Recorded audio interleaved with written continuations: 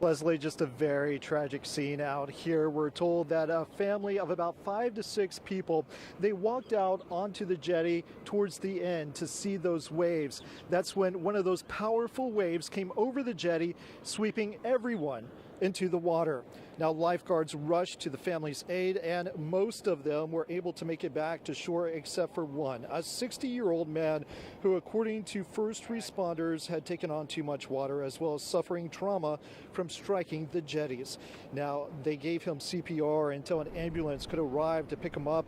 Unfortunately, tonight we've learned the man died on the way to Bay Area Hospital. Those stormy conditions, the higher than normal tides, the wind swell that gets picked up, the high surf, the rough conditions are going to travel all the way over here. And we encourage people to kind of monitor those offshore storms if they're coming down to visit Corpus Christi, because it's going to affect the entire Gulf Coast.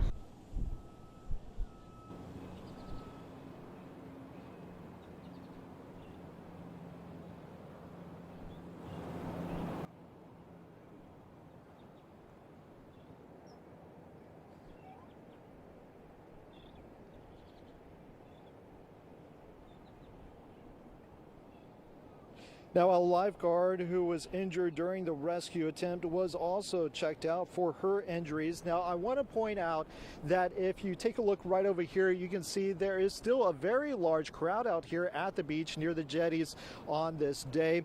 And we are seeing red flag conditions, meaning that surf out there is rough. Now, take a look right over here. Again, you can see that those waves are slapping up against the jetties. It's just a very dangerous situation if you do walk out onto the jetty, but the beach is open for visitors today, and you can see plenty of them out here. You just have to be careful, especially if you are from out of town, knowing the dangers that you could run into. Reporting live, I'm Bill Churchwell. Now back to you. All right, Bill, thank you so much for that report. Certainly thinking of that family tonight, just so tragic. Now let's go ahead and give you a look at some of Hurricane Delta's impact, what we're seeing at least at this hour. This is a live picture from Interstate 10 in Lake Charles.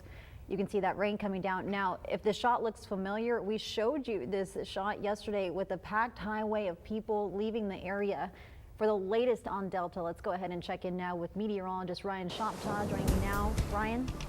Hey there, Leslie. Yeah, late last night here on 3 News, we were tracking Delta in the western Gulf of Mexico. Has made that northerly turn and was a Cat 3. It was a major hurricane late last night.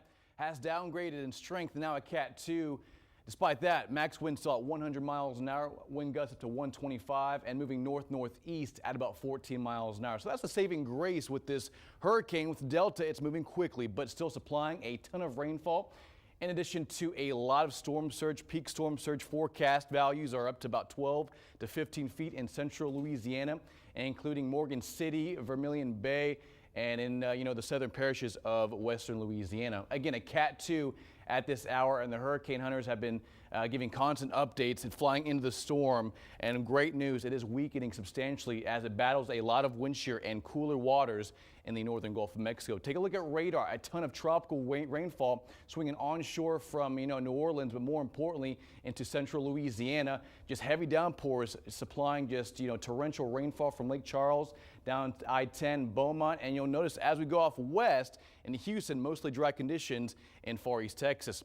Now, Delta does mark an all-time record. Delta is the 10th, will be the 10th named landfall for the 2020 hurricane season here in the United States, which is just incredible in itself. Leslie.